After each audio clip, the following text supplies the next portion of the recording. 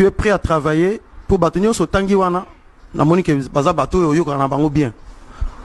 Mais soi-disant bateau yo kana bango te, est-ce que vous êtes prêt au travail na bango? Je vais donner un exemple simple. Tu es prêt à travailler avec Ferré ou Koffi Olomide sur un support discographique, par exemple disque ou bien concert, so ben invité yo. On a bango tu ba signaler que non on a bango te. Na landa ba interview, na interview na télévision. Na interview ya bango to yanga. Ya bango. Ah OK. On a lu la précision bêti. De le rôle on a interview na bango au timbela ke bayo na ngate. Banda o tuna bango. Ponga na rara après. Taka somme to travailler na ba américain. Bon bande kono ba congolais au boyandeni. Au travail en Amérique, ça dit, so tiki no comme ya Roissy aussi sur avion au quitter New York, il faut composer à 001. So travail en américain de kono congolais boyandeni. Le roi yomo lobike au remarqua que mon pao na Hervé ba mon ondie ba na problème nanga bandi ko tuna bango est-ce que ba na problème on a après au travail na mutu so ba elinga que non natali benake contrat normal, Nathalie ben terrain nangai maramutu tout prêt au travail, pas de problème. Et puis na travail na bon son balobo sans danger de mort. Na travail na mon pas on a Hervé tout travail na bon na album moi. Mon qui premier été. Nous autres jeunes toujours na terrain par rapport à Malobo Toloba, que ba congolais, bazo préféré Koboma business par rapport ya ba polémique. Tu es prêt à travailler pour bâtir ce tangiwana, na monique baza bateau yo kana bango bien. Mais soi-disant batoyo kana bango te, est-ce que vous êtes prêt au travail na bango? Je vais donner un exemple simple. Tu es prêt à travailler avec Ferré ou Koffi Olomide sur un support discographique, par exemple disque ou bien concert, so ben invité yo. On a bango tu ba signaler que non on a bango te. Na landa ba interview, na interview na télévision. Na interview ya bango to yanga. Ya bango. Ah OK. On a lu la précision bêti. De le rôle on a interview na bango au timbela ke bayo na ngate. Banda o tuna bango ponga na rara après taka somme to travailler na ba américain bon bande kono ba congolais au boyandeni donc on somba rara on sombeli su mutu moko donc voilà pour battre ko sana master to bo ke o me makuna bo ke ne concert na uta na musika kuna ya Paris na Paris ozana ba master papa boloba bozana ba master gauche à droite ça pour on soit na terre pour aujourd'hui tous on est de Gaulois mais pour na lelo ozana bien lelo te papa, osera biso na si. Wala kano. Kitoko. Ogoso mape o pesi ata momi moko. Ah, OK. Wala kano. Allô. Allô. Donc ogoso mbaka osombeli su mutu moko donc voilà. Pour battre ko sana master to bo ke o me makuna bo ke ne concert. Na uta na musika kuna ya Paris na Paris. Ozana ba master papa boloba bozana ba master gauche à droite.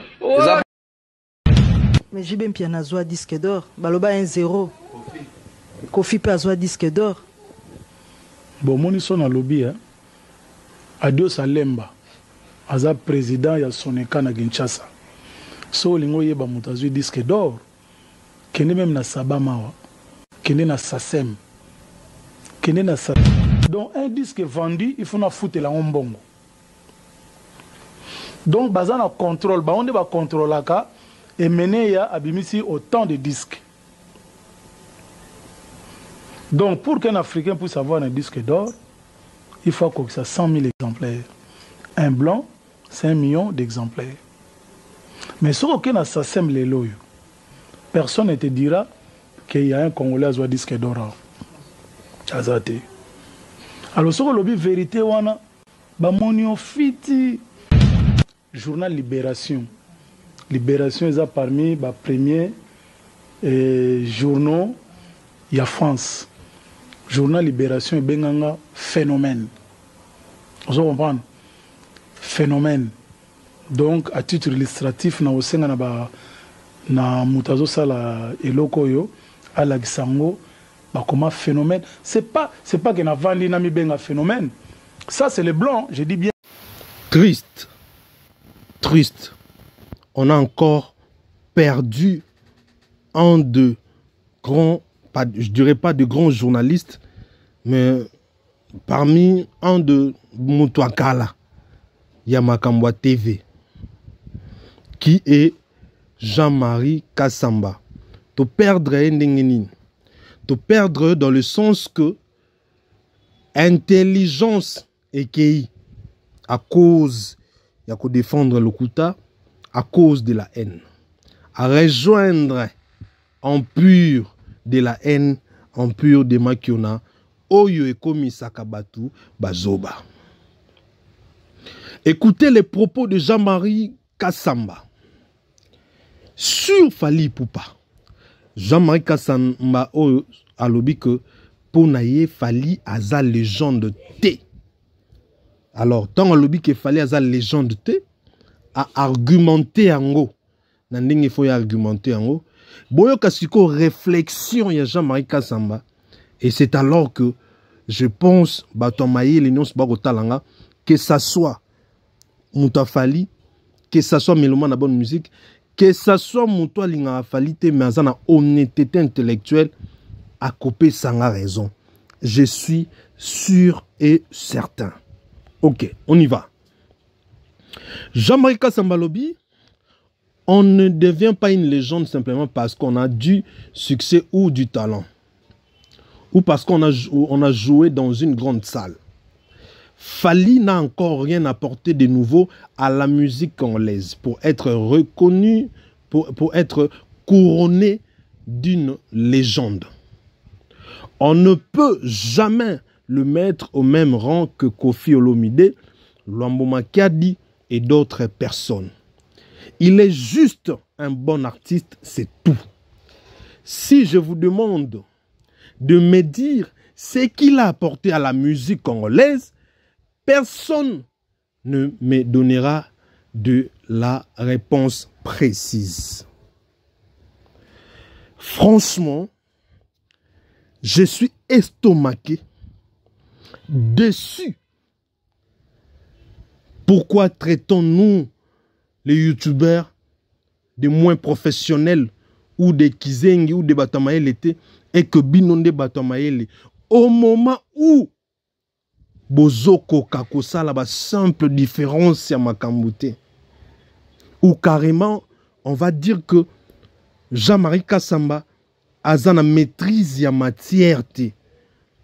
Même si on a une maîtrise à matière, tu ne peux pas kobimisa et loko aboui na place publique et sous katana li solo et sous katana kotonga mais ko poster ya kobimisango na place publique en tout cas et définir biso niveau na yo réellement Jean-Marie Kassamba oyozali. Voilà la raison pour laquelle je dis toujours aux gens que il ne faut pas juger le gens na niveau intellectuel par rapport à Kolobaka français. Par rapport pour Moutouaza Moukola la TV claire. Aza politicien. Azoloba français. To koko benga bango ba intellectuel to ba intelligenté kaka ponango. C'est à partir ya ba réflexion ya batu. Ne toko eba nani aza intelligent, nani aza intelligenté. Nani azo pesa. Nani azo pesa te. Alors, les warriors du monde entier, les mélomanes de la bonne musique, les abonnés d'Alexis Wetch officiel, vamos. To sasa. Jean-Marie Kassamba. Bino na ba commentaire ngana maloba. To expliquer nini nde lingi olakisa légende. Totalisa ye. Comment est-ce que à côté na Katia Bouzoba Naza vraiment dessus, comme je vous ai dit, estomaqué, n'a pas propos, n'a pas dire, il y a Jean-Marie Kassamba. Comment Moutoto a parié? Avant na banda ko répondre yo, monsieur Jean-Marie Kassamba, to banda nanu, kotanga, définition, il y a légende na domaine de musique. Quand est-ce que babengaka mutu légende soki moto a commis quand est-ce que babengaka musicien légende? to zwa définition nango na ba kolo mot bato ba bimisa mot légende, c'est-à-dire que na dictionnaire français une légende musicale est un artiste qui apporte une contribution révolutionnaire à la culture pop et qui a eu un impact donc à la culture seulement et qui a eu un impact culturel mondial significatif. Oh là là, Jean-Marie, pourquoi tu n'es qu'au la dictionnaire terme loba? Soki penza oyebaki ozono maîtriser makambu oyo ozolobate. Lelo tokomana ba internet. YouTube batamaye leloko la biso bazali. O to telemila lokuta. Ton tango akala to ezaki oyo ba bêtise na yo le ba lokuta na o baluko ke. Lelo soki lobi lokuta toko kangayo ozala papa ozala mwana muke ozala mwasi mobali toko kangayo toko tali soki olingyo kosa. Na kalande zala so mukola lobi ndima sans pour autant vérifier. Yango ba kosa biso makambo ebele. Yango ba kosa biso ke mama moko ba na santa na mwana na ya amema ba koni likolo. Parce que la solo mikolo bana ko beta biso to ndima to tkala na mito. Or eza bongote. Les loto ko permettre buzo bate et surtout na kombo ya fali. Et les kata. Monsieur Jean-Marie, yo lobi que fali a apporté l'oroté na musique à Congo et ozalaka na Rwanda oto ozalaka na Congo. Ata moto na Rwanda akoeba o fali a mimi na musique à Congo. Avant na kende nanu na makambu misusu lokolo za na maîtrise en matière où c'est de la haine ndeko lobiso bon parce qu'aujourd'hui s'il faut qu'on se le dise la vérité, la haine et les manques d'arguments font font d'autres Congolais des idiots. Ils créent des idiots dans la société congolaise. Parce que qui croyait que nana ko ozona makanisne ke motoko a Jean-Marie ndako loba makambo abo ezala batutu na molai na na manette na ki mukolo na ki télé 50 yongo tsono tala ba émission na sanuya parce que ayebi na poser ba question te akoko poser ba question bien te asala ka émission ma besoin un bien artiste musicien et ma be wana amemion a po azo position côté là camarade na ye moto na ye a club Lil Coco.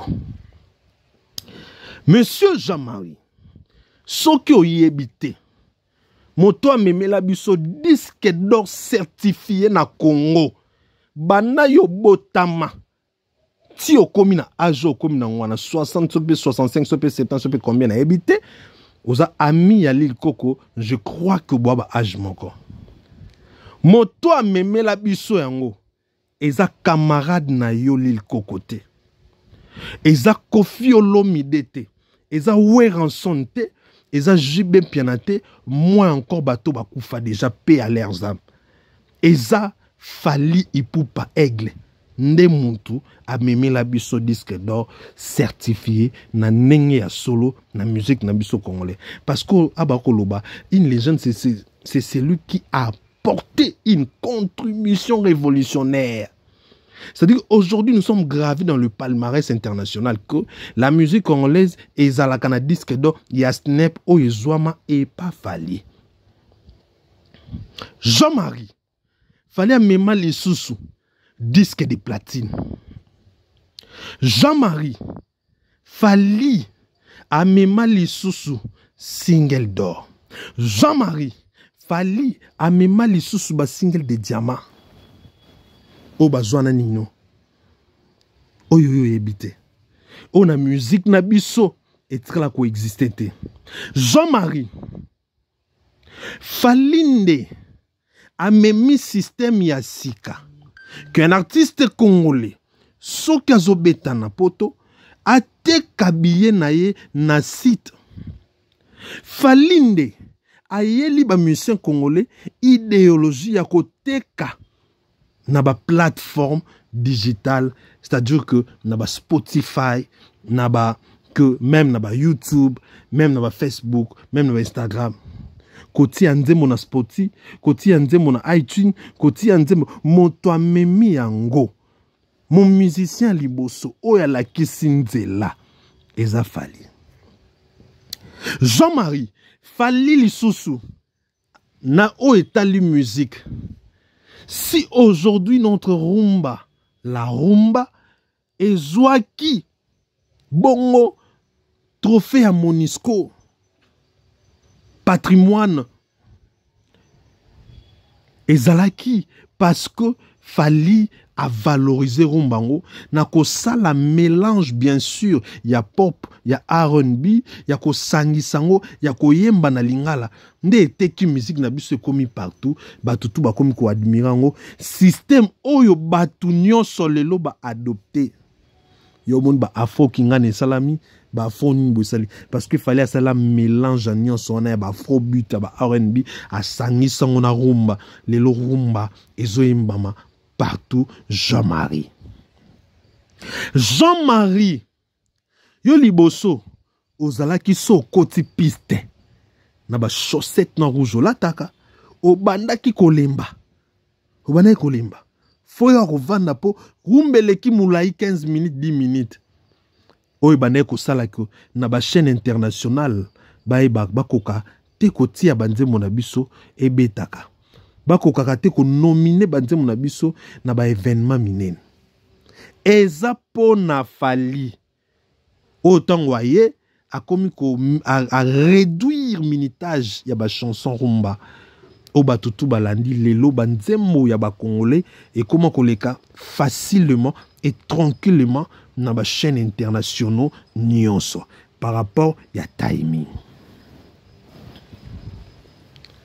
Jean-Marie yo yebaka ki so kei concert ya wera to ya jibe to ya camarade na yo Koffi Olomide ezalaka ko banda msusu 1h du matin ti lobi na tongo 6h 7h 8h oyo déjà na ba niveau international ezalaka te yango moni ba bandaka ko nominer bango te na ba performance live parce que rubrique wana ya performance live e banda ko exister depuis kala. Pourquoi? Parce que bande ko se produit na ba format professionnel ou international ou universel te ba podium na bango ezalaka déjà bongo. Parce que à cette même époque, le musicien africain comme les Youssou N'Dour et d'autres, banego beta déjà na ba podium ya malonga même podium mindel ba betela. Et le fait que nous sommes des amateurs et des locaux surtout à cette époque, nous se produire na niveau en exaté. Yango babane ko za la renommée te na ba remise à ba trophée ya minene na rubrique wana ya performance live. Parce que déjà, live vango, n'a pas la boye l'engité, n'a pas se dérouler l'engité. Et aujourd'hui, Fally est venu. Il a imposé ça. Les lots, musiciens vont comprendre que musique est un timing. 3h, 4h à production à podium. Batuba matakate. Banzembo landana. Bien que votre musique soit jusque là, c'est moins compliqué. Et style wana, système wana, Fally mutaena. Jean-Marie, avant, je ne dirais pas que ma collaboration est à la guité. Ma collaboration est à la qui banego salam. Mais na niveau ni, c'est Fally qui en fait en sorte que les lots, ma collaboration est comme vraiment na niveau moroboye que un artiste congolais à l'occupé français a collaboré pena américain. C'est-à-dire qu'il a pris considération dans la zone musicale congolaise. Lokola, intelligence numérique artificielle, l'intelligence numérique, ça, toke nanabino musikate, total awa. Na eloko, oyo, toyoka, tomona. Vraiment, ce qu'il fallait à Zanani, na statistique, oyo, chat, GPT, et Sabiso. Je pense qu'il y a Papa Wimba Rumba World Music, précurseur de la SAP, connu, tout ça, international, Europe, Japon, etc. Légende historique. Wana Papa Wimba. Wana Papa Wimba. Kofi to mona awa boye bakoloba wet to mona pe Kofi bakoloba 1970 aujourd'hui Rumba Ndombolo, fondateur du quartier latin, tube culte, loi et fracata, plus 30 Afrique diaspora, légende confirmée. Wana Kofi. Côté Ferre Baroloba boye. Parce que Trotsa Batutu ba JBP Trotsa ba. Ferre Baroloba qui ancien des quartiers latins, voix technique reconnue pour son style ancien de Wenge des quartiers latins, voilà voix technique reconnue tout ça. Bah comme star respecté et vedette respectée. Siko toke na tout ya elere imago Fally Ipupa. Fally Baroloba. Boka c'est ce qu'il dit hein, à ce qui concerne Fally. Baroloba oui. Voilà, Rumba attends. Epoussana parce que tout talent ensemble ngana les gens respectés voilà va tomber les gens respectés to kawalobi pour na Fally bakolobi Rumba R&B succès solo modernisation de la rumba yoka abalobi modernisation balobi modernisation de la rumba. Véjaman, modernisation de la rumba, collaboration internationale, tout ça. Légende moderne et vivant. Qui combo a bien Fally, légende moderne et vivant. Ça dit que Fally, il a même modernisé la musique congolaise. Papa Jean-Marie Kasamba, avant Yoloba Makambu, Oyo Tikoloba, Oyo, Olala Kiwapi, Omela ki nini soki eza penzola la eka na ndako ekomela ki eloko te limbisa biso tokondima te ke anjou balobaki yo wana expérience ya mosala oyo oyebi yango koleka biso po ndenge nini eloko eza si facile boye biso tokomolakisa yango yo okoexplike biso nini parce que l'honnêteté intellectuelle au coquille est ça qu'on exige ce qu'on a l'honnête dans le sens que au coquille koya kolobate kakapo o sepeli sa camarade na yo mitala pe yomoko batu bako tia yo wapi batu bako loba nini na yo. L'artiste le plus sage et intelligent de l'histoire, c'est l'artiste Fally Ipupa, Aigle. Il y a longtemps, Fally nous a fait comprendre que à Sibla, les sous-musiciens congolais, qui a un problème na bangote. Par contre, Azala a besoin peut-être un peu de propulser bango, na grâce au Nzambapesa qui a teke liboso. Il y a très longtemps, interview aux vraiment codaté. C'est juste après collaboration et Aigle na Olivia. Je crois même dans Arsenal de Belles Mélodies. Après Arsenal de Belles Mélodies. Mouto aboye vraiment a éviter à naba forme nyonso kozwa rancune naba même personne ba kotenga la kombo oyo balinga kaete atalisa bonne foi na naba forme tout et ala kisa bango que boza vision na ngaite vision na nga ezabinote vision nanga eza makambo misusu vision nanga eza ko faire propulser musique congolaise ke na liboso soki batu bakobanda kotala ba interview oyo que sens et intelligence topé à bonne foi et kozalaka na ba congolais je pense que on n'aura pas un grand travail lisusu kolobaka mingi boy je ne pense pas. Je pense que chacun va comprendre que cet artiste, aza musicien congolais, mais makanis naye, mutu naye, fonctionnement naye, oyoye aza, eza ba congolais de sous-souté. Yona lobaka, Fally c'est l'artiste congolais le plus intelligent est le plus sage na ba musicien nyonso. Intelligence ya na ba diplôme te eza na makambo oyo mutu akosala nde tokoyeba ke aza intelligent ki aza sage. Yoka réponse, yoka réponse, yoka réponse. Tu es prêt à travailler pour bâtir ce tangi wana na moni ke baza bato yoka na bango bien. Mais soi-disant bato yoka na bango te, est-ce que vous êtes prêt au travail na bango? Je vais donner un exemple simple. Tu es prêt à travailler avec Ferré ou Koffi Olomide sur un support discographique, par exemple disque ou bien concert, so ben invité yo. On a bango ba signalo que non on a bango te. Na landa ba interview, na interview na télévision. Na interview ya bango to yanga. Ya bango. Ah OK. On a lié à précision beti.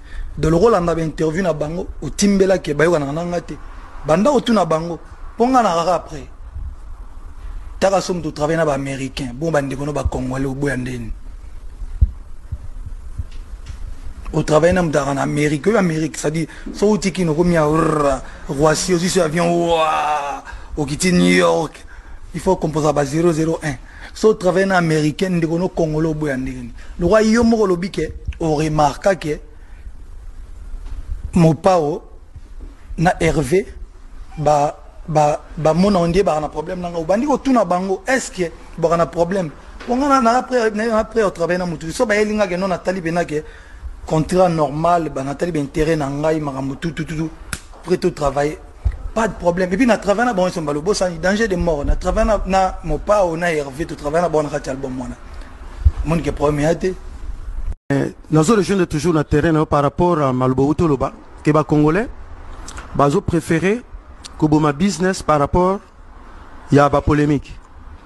Tu es prêt à travailler pour bâtir ce tangi wana na moni que baza bato yo kana bango bien. Mais soi-disant bato yo kana bango te, est-ce que vous êtes prêt au travail na bango? Je vais donner un exemple simple. Tu es prêt à travailler avec Ferré ou Koffi Olomide sur un support discographique, par exemple disque ou bien concert, so ben invité yo. On a bango ba signalo que non on a bango te. Na landa ba interview, na interview na télévision. Na interview ya bango to yanga. Ya bango. Ah OK. On a lié à précision beti.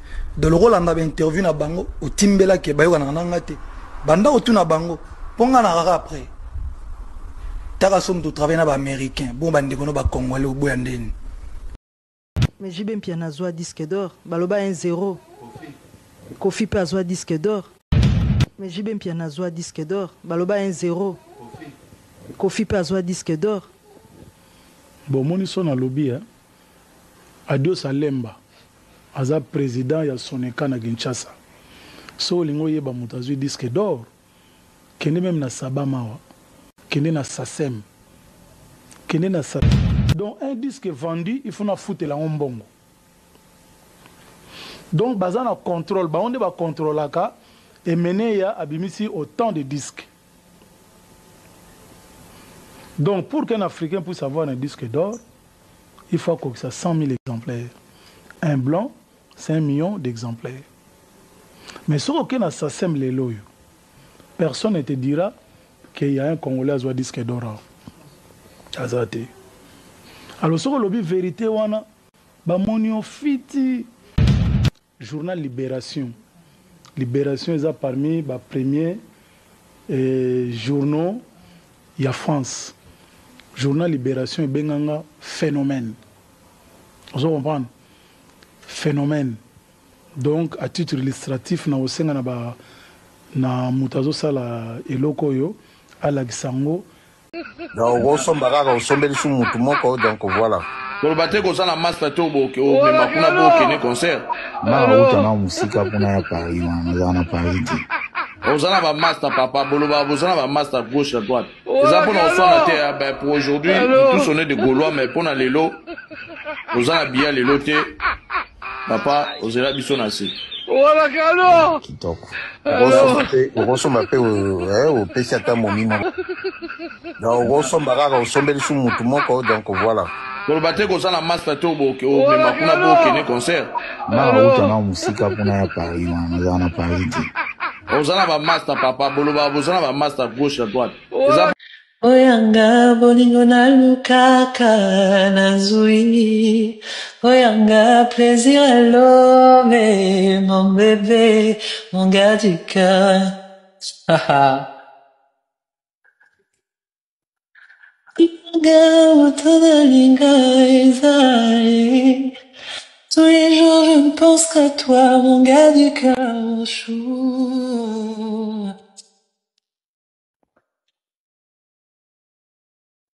Merci beaucoup, merci.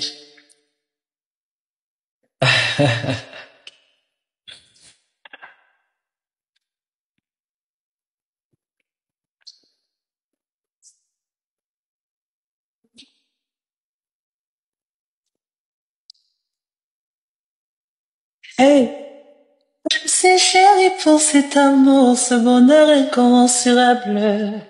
Isananga boya ponge kala punga kalide. Pour m'abréger de kolulayo toute la nuit. Na komi sentir unique.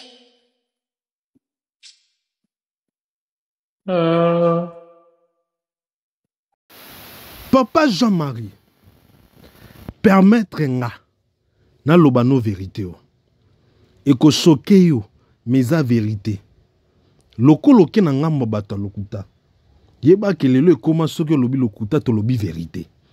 Je sais que ça va vous faire mal, mais c'est la vérité. Vérité ngo eza que yo oza faux journaliste. Oza faux journaliste. Moins encore très intelligent.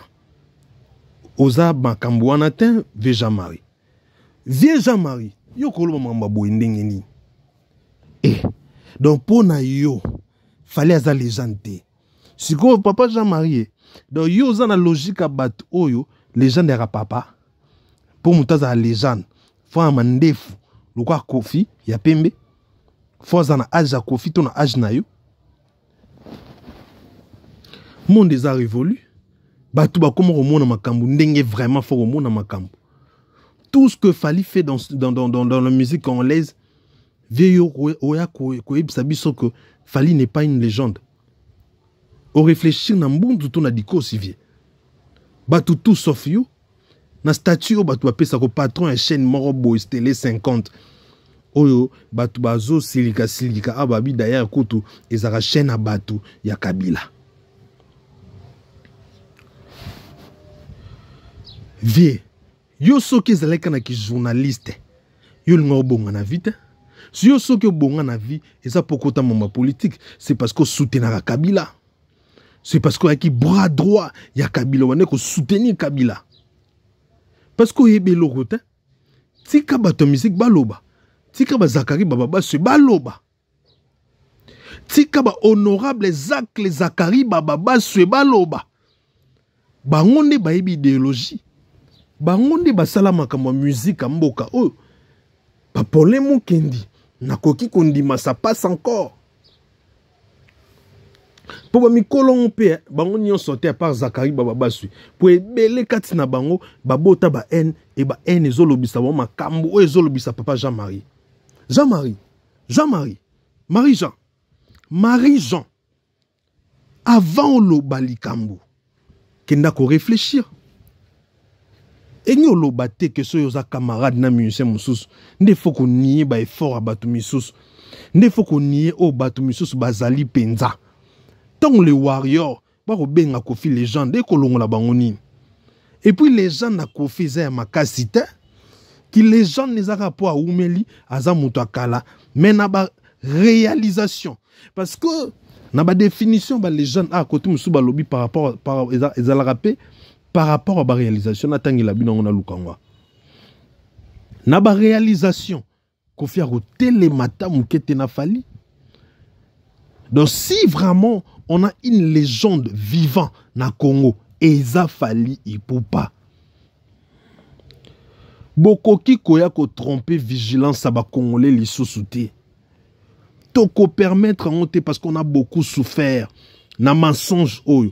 Ba journaliste akala so da pire kingani akoloba yende aleki soki alingaka te l'autre loana akoloba ke wana za malamu te et nous to côté les melango tolingi yango lisusu ta tokomi na moment vérité koloba eloko na leko na ndenge nango yango bazoloba côté Moussou Balobi, c'est une personne célèbre, talentueuse ou héroïque qui a atteint un certain succès, une certaine notoriété dans un domaine ou dans un milieu.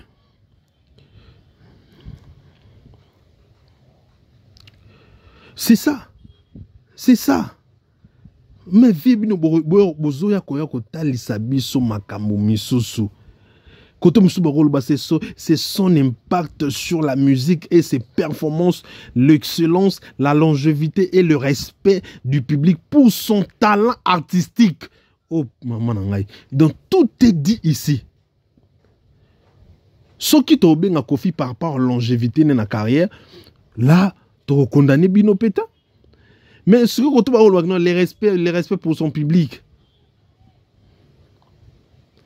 Quand on parle de son impact sur la musique et ses performances, ba performance au fallait saluer museni congolais na ba oba vivant na ba oba kufa na auto tangila yango na ba performance wana nani yango performant ko leka fali parce que performance o l'équipe ba performance tout déjà eza disque d'or certifié oba tout ba luka bazote paix à son âme fallait que ça rêve na King Kester mené oh bane ko lela na eloko wana tongo midi pourquoi oh mon Dieu Lelo c'est parce que Boza ami ya Kofi ne olingo tali sabiso que Fali n'est pas une légende mais je vais vous dire que Fali est une légende monsieur avec tout le respect qu'on vous doit par rapport à âge Fali c'est une légende Jean-Marie Olingo Lingate, Fali, c'est une légende et une légende confirmée. Heureusement que ça ne dépend pas de vous. Heureusement. Heureusement. Dans un temps, Wakalata, où on sakana na biso. Bo sakana na biso, bo na biso bolingi. Biso pe toro ibate toro ndi makaka.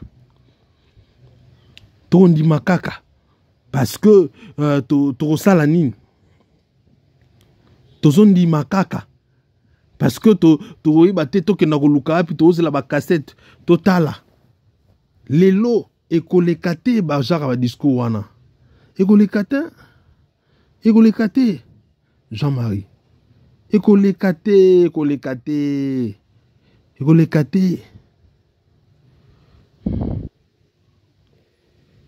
il fallait bino bozala ba exemplaire. Il fallait binonde botalisa biso réellement que nini ya solo. Il fallait bino lo kwa bo mikolo bo se respecter na kimukolo na bino ya koloba na biso vérité ya ko sala en sorte que to koya na libuluté to pe na mensonge ya mokilité.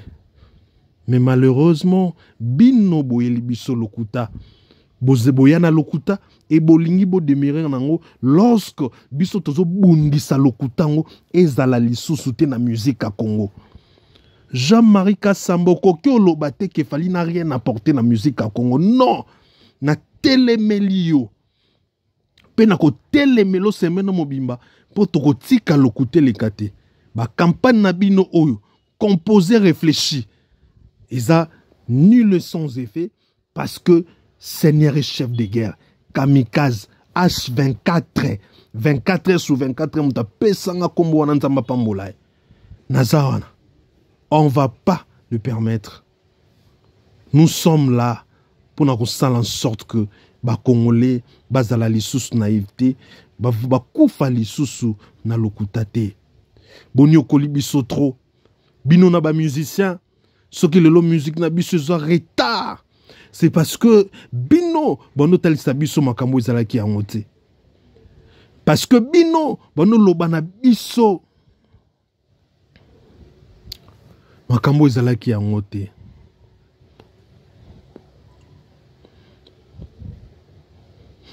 Et lelo ba révolutionnaire loko biso to bimi to boma système yango. Mais bino bozolinga kotika ngote bozolinga kozongisa ngo kaka. Jean-Marie Kassamba tozo regretter parce que ezayo tozo ndimate olakisi face na yo, olakisi biso réellement état ya intelligence na yo, état ya bongo na yo, olakisi biso ndenge yo zali, olakisi biso oyo yo za réellement na bato tout babane ko se tromper lelo ba comprendre soki oza pena ndenge nini. Motema mabe Jean-Marie frère na ngai efutaka te. Jean-Marie, tu es mon frère. Motema mabe efutaka te Jean-Marie. Jean-Marie fallait à Salionini. Est-ce que pour se pelisa kofi il faut le baka mabe a fali Jean-Marie? Et puis beaucoup moins na biloko mo boye na salion pour fali on a son benga yambakate. Jean-Marie yo za nani? Yo yebite que fali personnalité na ye na mokili yo hotel matala lenzaka te. Est-ce que ça obligé ceux qui yo bengi fo yamba? Parce que bobo sanaka que baba to mayele ba koma ebele na réseaux sociaux oyo eza suna ninga kalate boaka na système et je comprends que eza ba ko bosana ndenge tinde tinda rabino bolo baba buzoba oyo bolo baka ozo bimsa bino ndenge zo bimsa bino toza dessus toza désolé il fallait za la batutu me binota ba tata loko la binota ba tata na bino loko la binota fallait za la tata na bino loko la binota fallait za la batu misusu fallait za la tata na bino loko la binota fallait za la batu misusu toza dessus toza désolé et surtout na réflexion ya Jean-Marie ya Marie toza penza déçu na réflexion na yo Marie okoke ko réfléchir boete Marie okoke ko loba olobite Marie avant oloba Marie maman Marie et Jean-Marie avant oloba il fallait au moins au réfléchir. Il fallait au moins au réfléchir. Parce que na rana yo, na niveau no, bato ba rondi matem tolobion. Ezo leki la batu. Ce que zala ki batu mso lo mais ero tozo benga batu ana bazoba, ya ka posa mukolo, ya on tozo respecter. Tout moyen to bengo zoba ezate. Mais batu bango mo moni que ce que za zoba to ce que za maele. C'est désolant. C'est vraiment désolant. C'est désolant.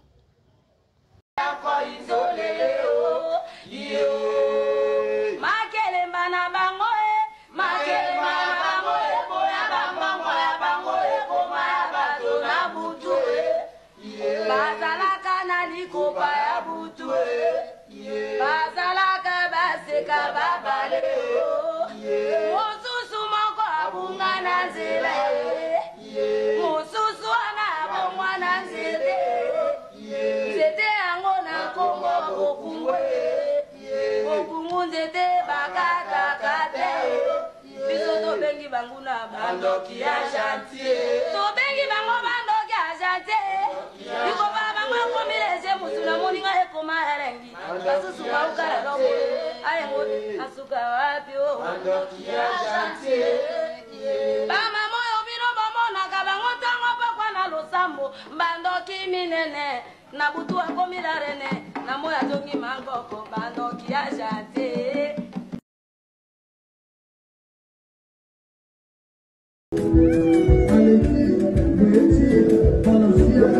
C'est comme ça, mon petit proche, ça c'est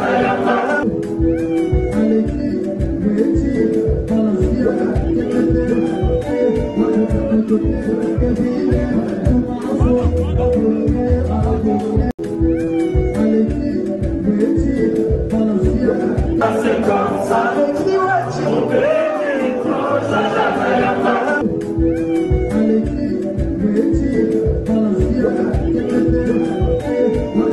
Thank you.